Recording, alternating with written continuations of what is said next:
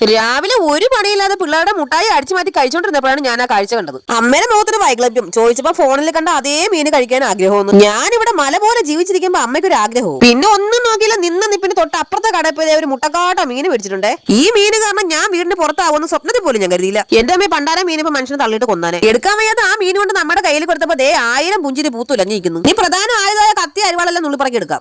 ഇവിടത്തെ കത്തിക്ക് പല മുറിക്കാനുള്ള മുറിച്ച പോലും ഇല്ല. പണ്ട് കാലം മുതൽ നടന്നു വരുന്ന ഒരു ആചാരമാണ് 2 കത്തികൾ ദേണ്ടെടുത്ത് ഇങ്ങനെ ആക്കിയാൽ കത്തിക്ക് മുറിച്ച് വരും. ഇനി മരം വരെ കേട്ടോ. എന്റെ പൊന്നു ദൈവമേ, മീൻ കണ്ടപ്പോ തന്നെ പേടിയാവുന്നു. ഇതിന് എങ്ങനെ വട്ടത്തിന് മുറിച്ച് വാരി എടുക്കുമെന്ന് ഞാൻ. ഇതൊന്നും കഴിക്കുന്നത് പോലെ അത്ര എളുപ്പമില്ലാത്തതുകൊണ്ട് ഈ താലം ഞാൻ അമ്മയ്ക്ക് കൈമാറുകയാണേ. ഇനി നിങ്ങൾ കാണാൻ പോകുന്നത് അമ്മയും മീനും തമ്മിലുള്ള യുദ്ധമാണ്. യുദ്ധം. എന്റെ അമ്മ കഴിഞ്ഞ ജന്മത്തിൽ ആശാരിയാണെന്നുള്ളത്. വേണ്ട കൊട്ടുളിയും വാളും എല്ലാം ഉണ്ട്. ഇത് മീൻ വെട്ടാണോ അതോ മില്ലിൽ മരം വെട്ടാണോ എന്തോ.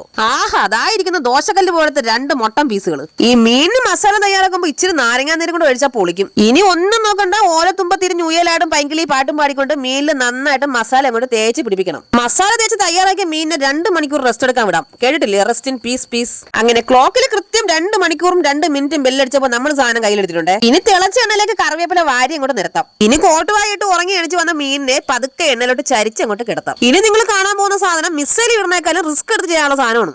എന്റെ ഫിഷിഷ്യൻ ദൈവങ്ങളെ കാത്തോളനെ, പൊടിഞ്ഞു പോയാൽ തീർന്നു. അങ്ങനെ മീൻ മറിച്ചിടൽ യജ്ഞത്തില് ഞാൻ 1ാം റാങ്കോടെ പാസ്സായിട്ടുണ്ട്. ഒരു പച്ചക്കറി തോട്ടത്തിന് നടുവിൽ 2 മീൻ കുഞ്ഞുങ്ങൾ. എങ്ങനെയുണ്ട്? ഇതിന്റെ കൂടെ കഴിക്കാൻ നല്ല 1 തരം തേങ്ങ അരച്ച കപ്പയും. ഇവിടെ ഞങ്ങൾ എല്ലാവരും ഇത്രയും വലിയ മീന് കാണുന്നതും കഴിക്കുന്നതും എല്ലാം ഇത് ഫസ്റ്റ് ടൈം ആണ്. ചീതോട്ടിക്ക് ഇത്രയും വലിയ മീന് പ്ലേറ്റിൽ ഇരിക്കുന്ന കണ്ടിട്ട് അത് കടിക്കുമെന്നുള്ള പേടി കൊണ്ടാണോ എന്ന് അറിയാൻ വയ്യ. അവൾ ആ ഭാഗത്തേക്കേ തിരിഞ്ഞു നോക്കിയിട്ടില്ല. ടാറ്റ പറഞ്ഞപ്പോ നിങ്ങൾ വിചാരിച്ച കഴിഞ്ഞല്ലേ? ഇനിയാണ് ഇവിടെ അംഗം തുടങ്ങാൻ പോണത്. Ready 1 2 3 start. ഇപ്പൊ കേൾക്കാം വിളി. വന്നു. അത് പിന്നെ ആ പാത്രത്തിൽ വെറുതെ പൈസ കണ്ടപ്പോ ഞാൻ ഒരു സഹായമല്ലേ ചെയ്തോളൂ. ഇങ്ങനെയൊക്കെ തെറി വിളിക്കണു. അച്ഛന്റെ അമ്മയുടെ ആഗ്രഹം സഫലമാക്കാൻ നടക്കുന്ന മക്കളുടെ പ്രത്യേക ശ്രദ്ധയ്ക്ക് പോക്കറ്റിൽ സ്വന്തമായിട്ട് പൈസ ഉണ്ടെങ്കിൽ ഈ പരിപാടിക്ക് ഇറങ്ങാവേ. ഇല്ലെങ്കിൽ വീട്ടിൽ നിന്ന് ഡിവോഴ്സ് ആയി ഇതുപോലെ പുറത്തിരിക്കേണ്ടി വരും. നമ്മുടെ ചാനൽ എല്ലാവരും സബ്സ്ക്രൈബ് ചെയ്യാൻ സഹായിക്കണേ. ഇന്നത്തെ വീഡിയോ ഇത്രയേ ഉള്ളൂ. ടാറ്റാ.